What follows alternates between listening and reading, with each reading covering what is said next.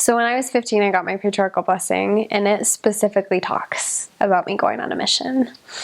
And that was the first time that I really realized that I wanted to go on a mission. That was something that my soul wanted.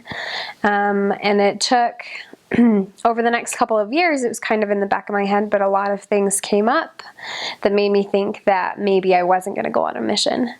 And I had talked and I had prayed to Heavenly Father about it, and I felt kind of like, it's okay, I understand. Like, I understand, that's fine. I understand what you need.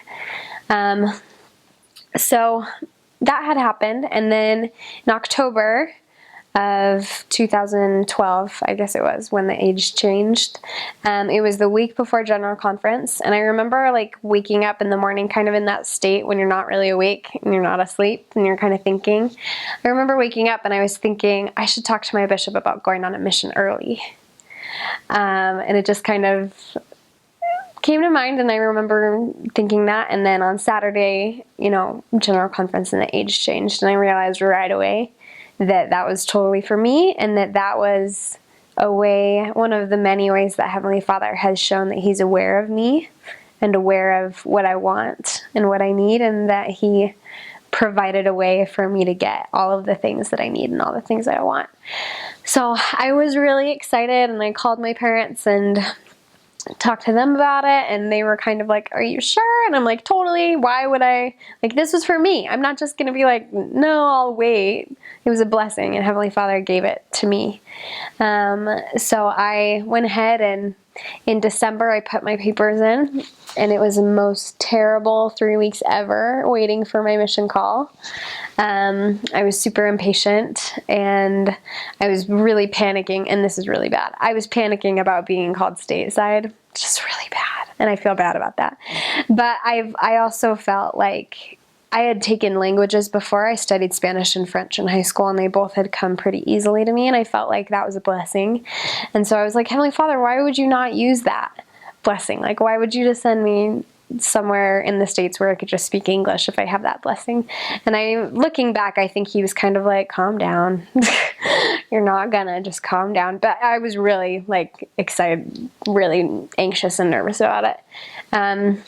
So that happened, and then January 25th, McKayan, my boyfriend, and I, we went to the mailbox, and I made him open it because I didn't want to see, and he opened it and pulled out a bunch of junk mail and gave it to me, and then he pulled out an envelope, and I was so mad at him. I hit him because he was hiding it from me. But so I was really excited and let everyone know, and we had his family and my friend and her family come over and open my mission call.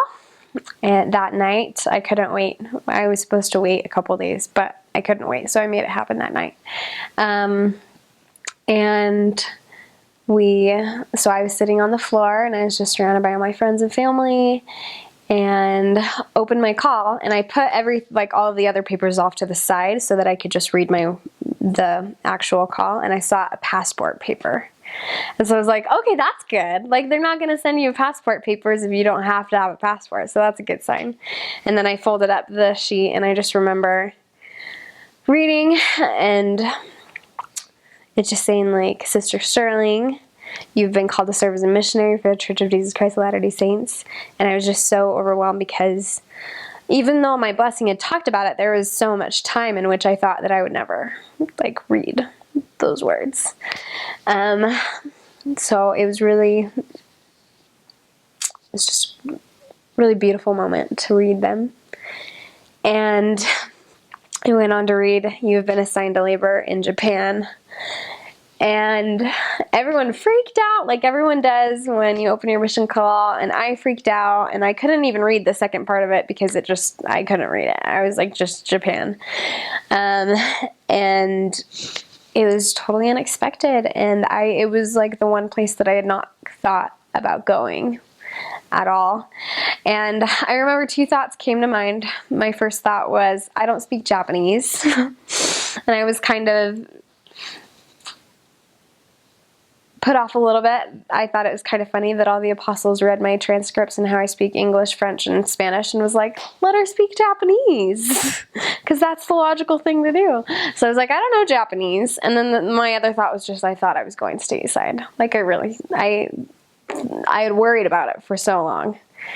And it just hadn't happened. So it was really at that point that, I talked to my mom and I talked to my other family members and friends, and I just felt like Japan was so right and so much better than anything that I could have anticipated or thought that I wanted for myself.